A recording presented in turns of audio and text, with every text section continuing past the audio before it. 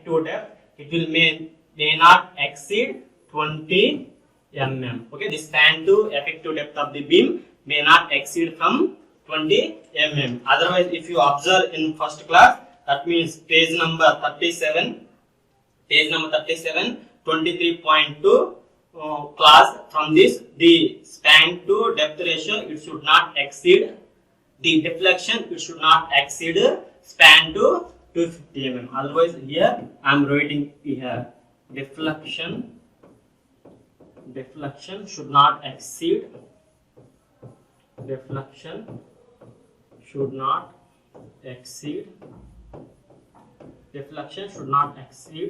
span divided by 250.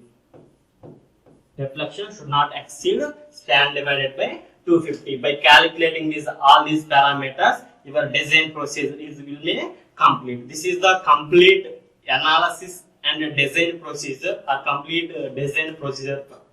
singly reinforced beam. Again, firstly, I will explain the different type of steps, how we are calculating from the code book, as well as how we are taking it from our calculator problem. Okay, in step number 1 we are calculating the step.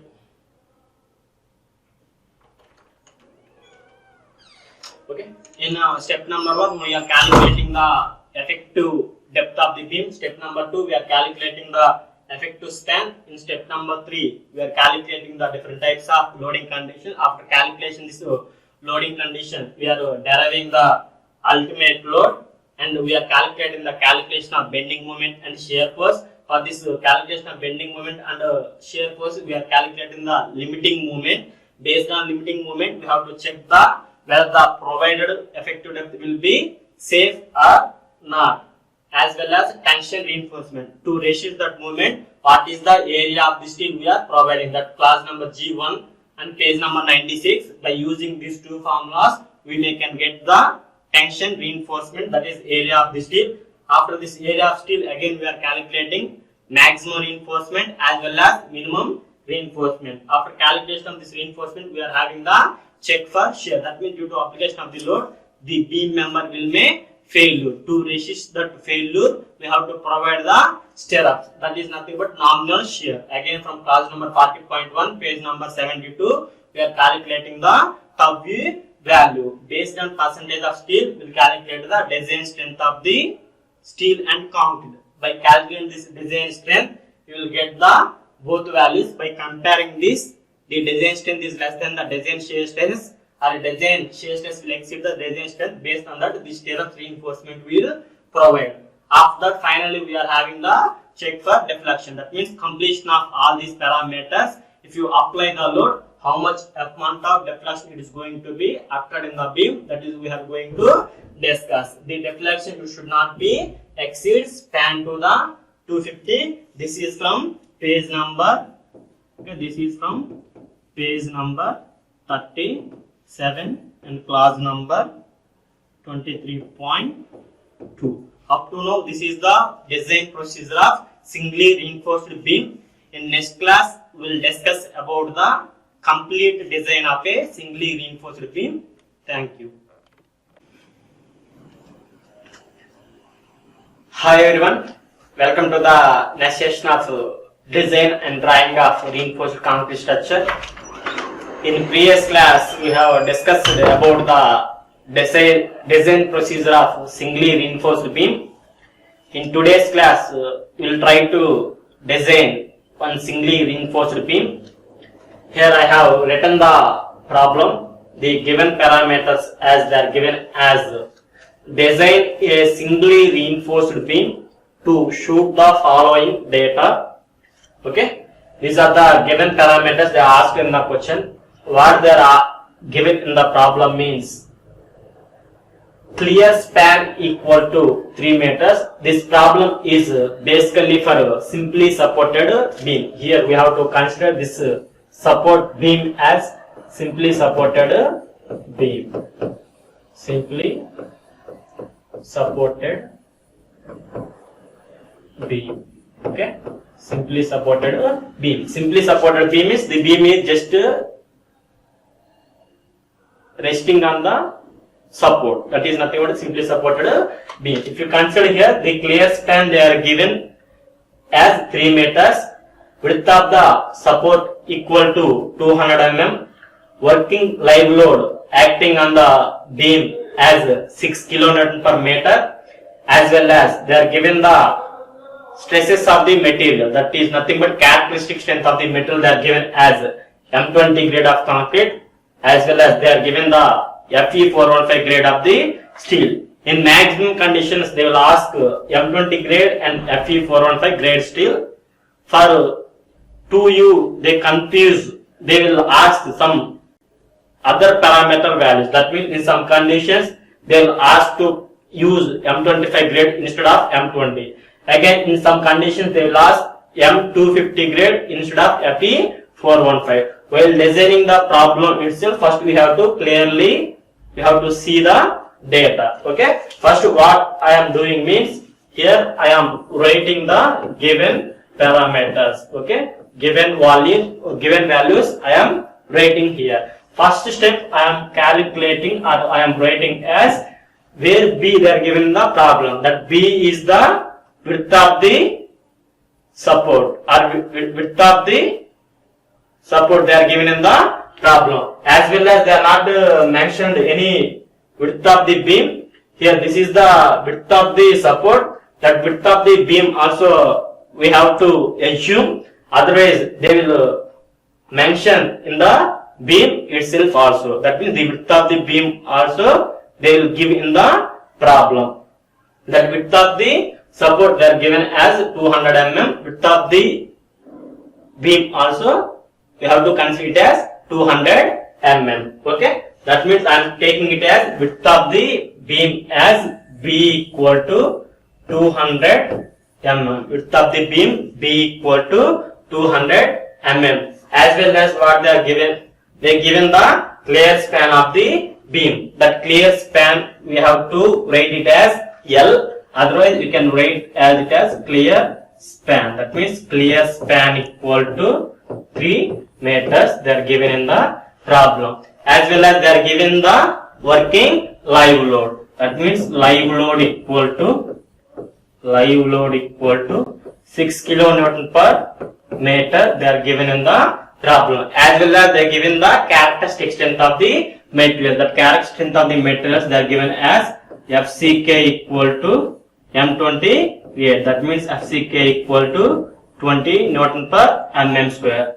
As well as they are given the yield strength of the steel. That yield strength of the steel Fy equal to 415 Newton per mm square. This is the problem they are given in the problem. Before solving the design step by step procedure, the given parameters I will write in simply some supported rectangular beam. Suppose if you observe here, this is the simply supported rectangular beam they are given in the problem, and they are considered this is as width of the support, and this is the width of the support, and this width of the support they are taking it as clear span. This is the width of the support, clear span, and these are the supports,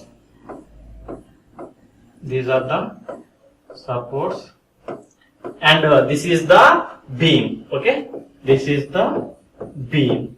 For this beam we have to calculate the compression reinforcement as well as this tension reinforcement, how many number of bars we have to provide, or how many number of steel reinforcement, how much spacing for steel reinforcement we have to provide for this beam we have to calculate. As well as they are considered the live load acting on the beam as 6 kN per meter. That means in this beam there is a addition of self weight 6 kN per meter load is also acting. The live load acting on the beam as 6 kN per meter. These are the parameters given in the problem. Again, from this step by step procedure, first my interest is to calculate the effective depth of the beam. To calculate the effective depth of the beam or cross sectional dimensions of the beam. First what I am doing means here first step 1. Okay, step 1. Step 1 what I am doing means I am calculating the effective depth of the beam. Step 1 I am writing as calculation of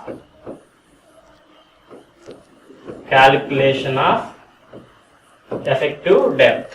Calculation of effective depth. How we are calculating this effective depth means, again we have to go to the code book. If you observe in code book from page number 37 and class number 23.2.1, for our given problem is simply supported. For this simply supported, we have to consider this value as 20 for span to effective depth ratio. That means what I am doing once, I am writing it as from class number 23.2.1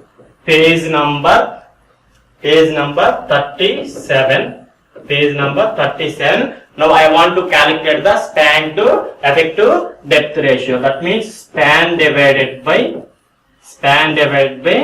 effective depth. Effective depth equal to, here they are span divided by effective depth for simply supported, they are given as 20 meters. Based on the clear span distance, we may take these values 20, 15, 12 based on the span to effective depth ratio. Suppose our condition is clear span, they are given as 3 meters. In some more problems, they will ask the clear span as 8 meters. In some condition, they will ask clear span as 9 meters.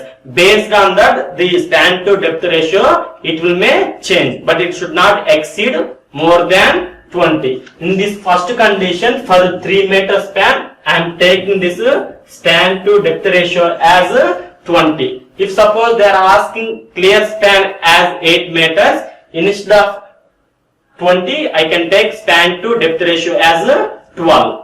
Okay, that means this span to depth ratio means for keeping this much of span, what is the depth we have to calculate. This formula is basically designed for to calculate the control of deflection. That means based on the span length and based on the effective depth only, the deflection of the member it will may happen. And so based on the dimensions of the clear span, we have to take this value. If the clear span is very less value, we have to take maximum amount of span to depth ratio. If clear span is very large value, then we have to reduce the span to effective depth ratio. From this what I am doing means I am calculating this depth of the beam, where this depth always we have to remember as effective depth, but I am writing here a depth. You can write either effective depth or a depth of the beam. Now I want to calculate the depth of the beam. That depth of the beam, depth equal to I am bringing this depth to that side, 20 to this side. Depth equal to span divided by 20. Depth equal to span divided by 20. Here span is nothing but a clear span. The clear span they are given between the problem as from center to center distance between the support clear span. It has 3 meters. That is the clear span. That means what I am doing, 3 meters divided by 20. Okay, always you have to substitute these effective depth values in terms of less value, mm value. That means effective depth, thickness as well as area of the steel, all the values we have to represent in terms of mm.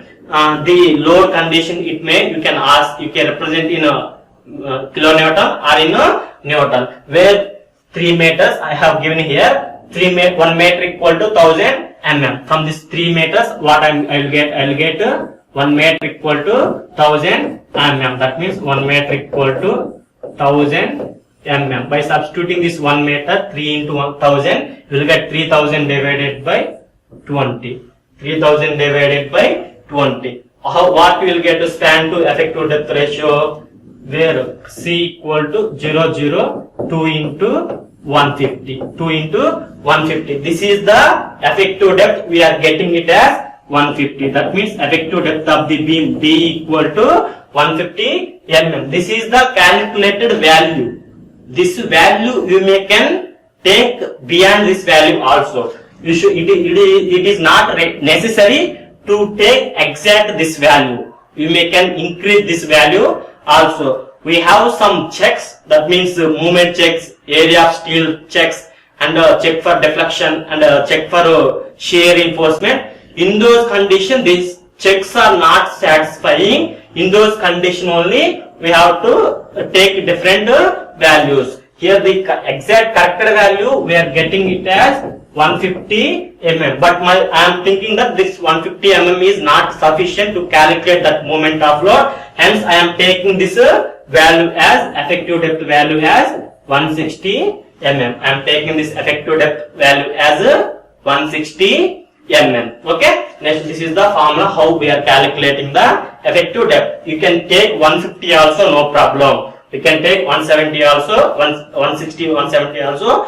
no problem. But while checking the movement check or check for shear or area of the steel, in those conditions, the check should satisfy the taken effective depth value. Again, if you increase instead of 150, 160, if you take the 250, 300, what it will happen? The cross-sectional dimension of the beam, it will be enhanced and it will be more economical. Okay, that's why I am lifting this value to 160 mm. Okay, next I am calculating the effective cover.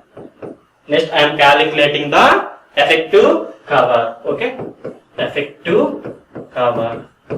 Effective cover. Where effective cover equal to clear cover plus stirrups plus main bar divided by 2. Stirrups plus main bar divided by 2. This is the formula for calculation of the effective cover. Already we have discussed the effective cover. Effective cover is nothing but we are providing the tension zone of the beam. It is the distance between the bottom of the steel bar to the some embedded length of the concrete as well as centroidal distance of the steel bar. From IS 456 code book itself, we have discussed for different types of structural members. We are having different types of clear cover. For beam, we are taking it as 25 mm. For slab, we will consider it as 50 mm. For column, we will keep it as 40 mm. For footing, we will keep it as 50 mm. Based on requirement, based on IS 456 code book, we will consider the clear cover of the beam. For this condition, I am considering this clear cover as 25 mm. Plus, as well as I am considering the stirrups. That means to hold the longitudinal reinforcement, to hold the hanger reinforcement bars, I am using the 8 mm stirrup bars, as well as main bars of the longitudinal bars. We are providing throughout the length of the beam. That main bars I am considering it as 20 mm. That means 20 divided by 2. Where 25 is the clear cover we are providing. 8 is the stirrup I am using to hold the longitudinal reinforcing bars, and 20 is the main longitudinal diameter bars I am using. What I am doing is I am calculating these values. 25 plus 8 plus 10. That means how much you are getting? You are getting 35. 25 plus. Okay, we are getting 25.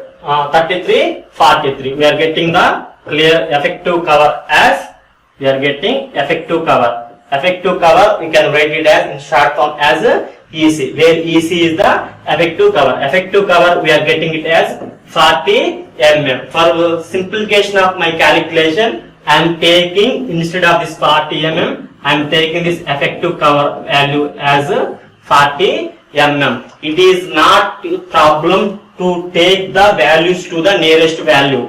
You may can consider 45 mm value or 50 mm value or 40 mm value. Based on our requirement, we can provide. There is not any such type of problems for adapting these values. Okay, this design procedure based on the design check. So based on the design check only, your problem is going to be wrong. Okay, you can adapt such type of values. That there is no problem. This is the effective cover. Next we are having the gross depth or total depth of the beam. How we are calculating total depth or gross depth means effective depth plus effective cover or effective depth plus clear cover. That means here what I am doing means overall depth. What I am considering means overall depth. Overall depth. That overall depth equal to D equal to overall depth equal to D equal to effective depth plus D effective plus effective cover.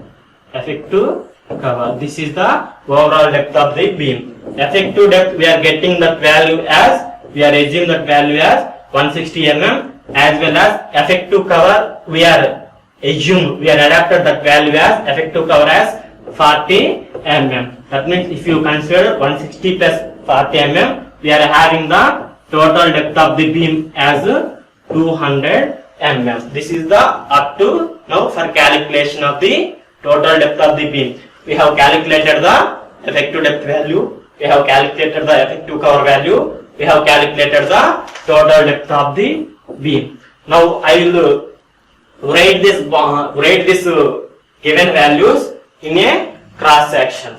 Suppose what cross section I am doing means, suppose this is our rectangular beam, simply suppose a rectangular beam.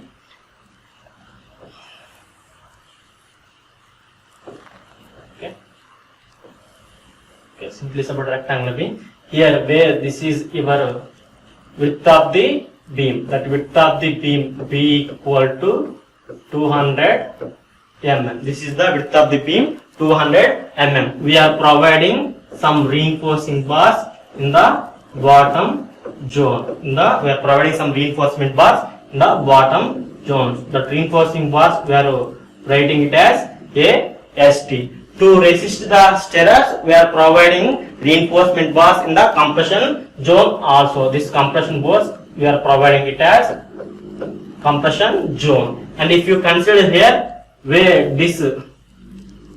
from this bottom to this bottom we are having the clear cover. Again from this central distance to this depth we are having this value as effective cover. Effective cover is nothing but from central distance to the bottom of the concrete, that is effective cover. From bottom of the steel bars to the bottom of the concrete zone, that is your clear cover. Again from this top of the compression fiber, from this bottom central distance of the distance we are having the effective depth D. Again where capital D is the total depth of the beam. From here to here we are having the total depth of the beam as 200 mm. Up to now these are the parameters we have calculated. We have calculated the up to now these parameters. In step 2 we are having the calculation of effective length of the beam or effective span of the beam member. Okay, step 2. Next I am calculating the step number 2. That step number 2 what we are having calculation of step number 2 we are having calculation of effective span. Calculation of effective span or effective length of the beam. Again this effective length of the span or effective span, how I am writing it means I am deriving it from the clause number 22.2. That effective span I am writing it as clause number 22.2 and page number 34 and page number 34. Okay, we have to write here from. Okay, while explaining the design procedure I forgot to mention the code book. We should have to mention all times here class number 22.2 page number 34 from IS 456 2000. From IS 456 2000. While explaining the design procedure I forgot to mention this IS code book value. It is better good practice to mention the code book value, code book name also. Okay, effective span. For this effective span, how we are calculating? We are calculating this effective span as effective span equal to effective span equal to what we are having from this formula, from this clause number 22.2 page number 34, we are having effective span equal to clear span plus effective depth as well as clear span plus center to center distance. These both values, whichever is less, that value we should have to consider for our length as effective length or effective span. While designing the problem, I forgot to mention this point. First we are calculating the effective span, that effective span clear span plus effective depth as well as clear span plus distance to distance between the support. By calculating these two values, what is the minimum value we are getting? That value we have to consider for further design procedure. This effective span equal to what I am doing means clear span plus effective depth.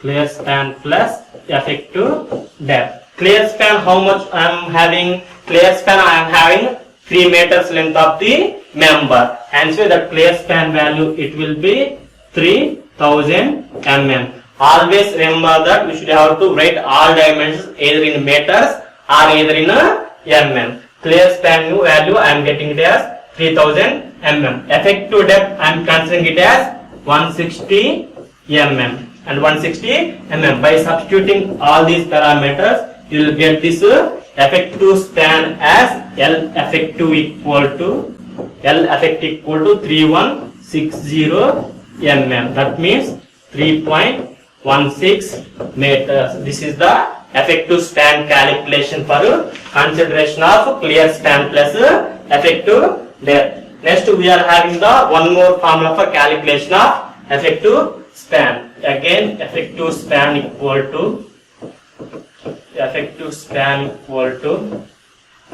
clear span plus center to center distance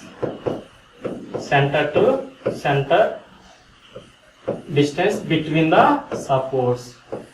Center to center distance between the supports. That means again if you consider here this clear span value, we are having this value as 3000 plus where this center to center between the support, that we will see by seeing in the problem, by seeing the diagram. If you observe here, this is the simply supported rectangular beam. Here this is the width of the support and this is the width of the support. The width of the support we are considering it as 200 mm here, as well as this width of the support we are considering it as 200 mm. If you consider here, this is the center distance as well as this is the center distance. That means the distance between the effective depth, one more condition what we are considering means we are considering the distance between center to center this support, distance between center to center this support.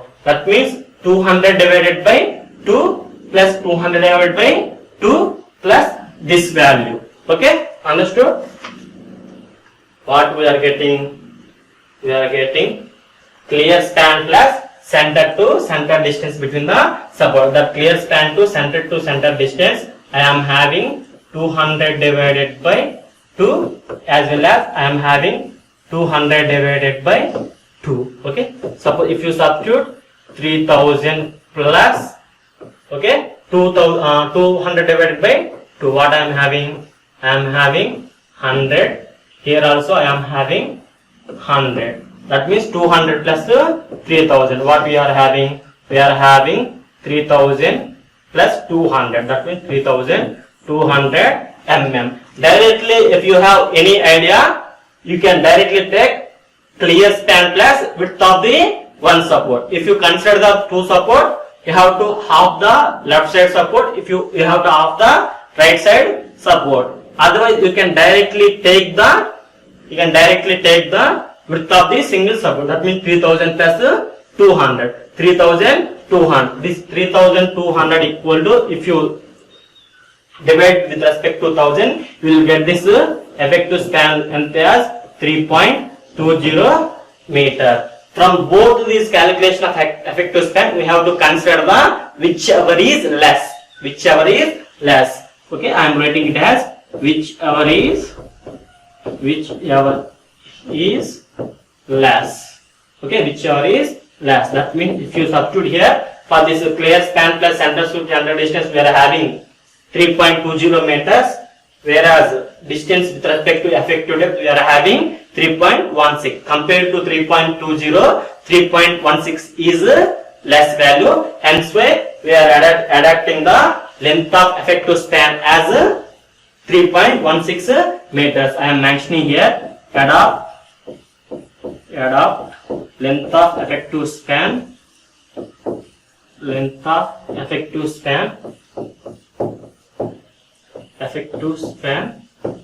L